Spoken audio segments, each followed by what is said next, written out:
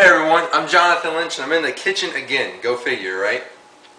It's this morning and I want to do a different take on eggs. Okay, you know, you got your standard scrambled eggs, you've got your omelets, you've got your sunny side up, down, however you want to do it. I want to take you in an approach that you might not have thought of, and I want to make a frittata, which is almost like, it's basically like a fluffy omelet with no filling and not folded, so not really an omelet, but sort of like it. You following me? Okay, here's going to be what we need, alright? So, coming down our list of ingredients, we're going to need about 1/4 cup of Parmesan cheese, 3 eggs, 1 tablespoon of melted butter.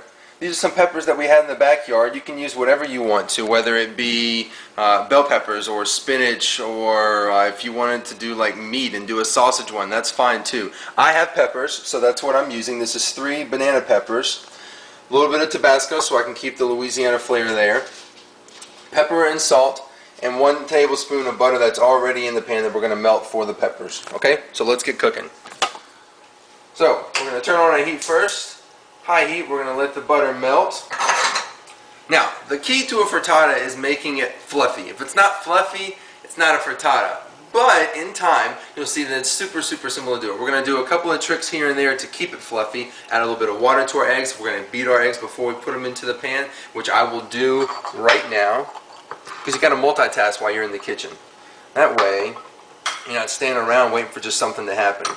Here I have 3 eggs. These happen to be organic eggs. If you wanted to use a different kind of egg, that's quite alright. These are brown ones. I got them at Whole Foods. You can get them at your local supermarket, farmer's market, whatever you want to get. Just get 3 eggs, okay? If you want to do more, if you want to adjust this recipe for more people, you know, use 4 eggs, use 5 eggs. It really doesn't matter to me. Towel while our butter's melting. So that's what our butter needs to look like, alright guys? And our peppers are going to go into it. Kind of spreading them out.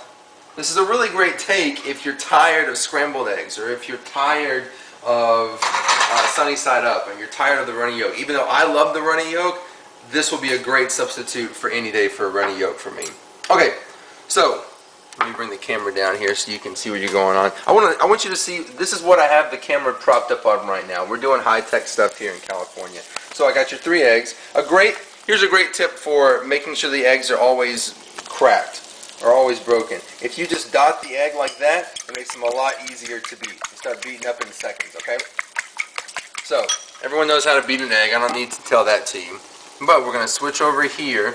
We're going to turn on our water and just give a quick, that's all you need. Quick little spritz of water. That's all you need. I don't have a measurement for it. If I had to give you a measurement, let's just say a tablespoon of water, okay? Your melted butter going into the eggs. It's going to add flavor, and it's also going to add rise to it. So the more, I got eggs flying everywhere. So the more air we incorporate into our eggs, we have a little bit of time here because our peppers are cooking. The more air we incorporate into our eggs, the fluffier it's going to be. Water's going to help, the butter's going to help. So we'll whisk these for, I don't know, make a little song of it. That's the drummer coming out of me. That should be fine, okay? A little bit of Louisiana's finest, Tabasco, boom, boom, boom. Depending on how hot you like it, I just gave it 5 shots. I think that should be okay for now. Peppers are coming along good. Let's go ahead and season. We got to season in layers, okay? That's where your best flavor comes from. So, a little bit of salt,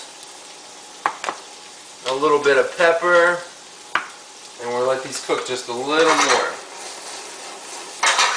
So, as you're starting to see, we're getting some great caramelization on those peppers. It's not burnt. That's caramelization, okay? That's what we're looking for. Our butter's browning a little bit. It's going to add another depth of flavor. And whenever these peppers are ready, let's spread them out. And then we're going to pour our eggs right in.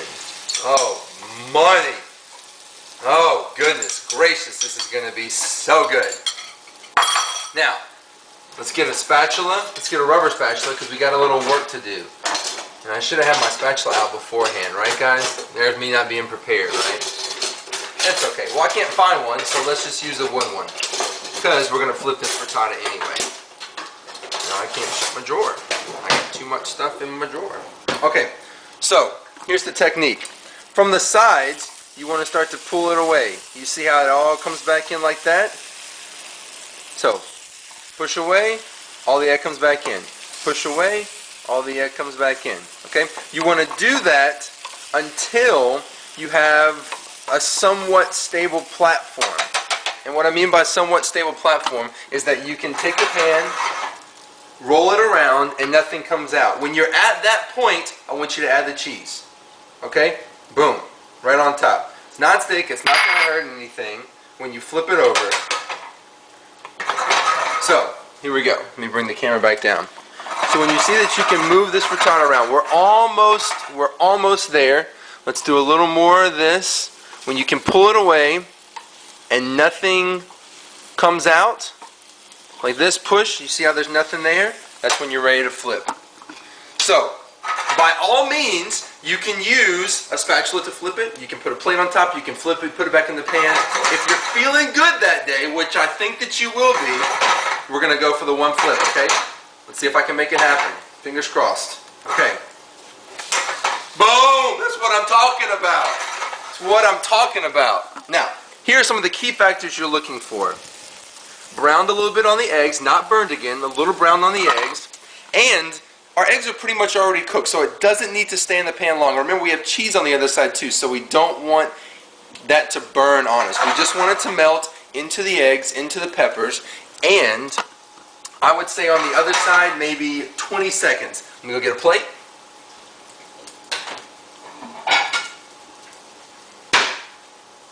And in no time at all, you have a beautiful, beautiful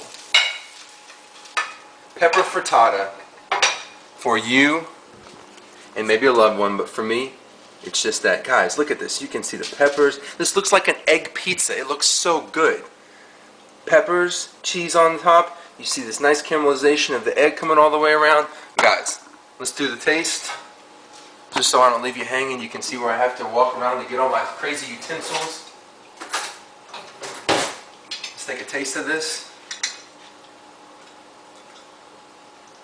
Oh man, this is going to be such a good breakfast. Guys, you come out here to California anytime and I will be happy to cook this for you. Great, simple recipe. An alternative to the scrambled eggs, an alternative to the fried eggs. This is a great frittata. It's got some spice to it. You gotta try this one at home, okay? Do with the food. Out.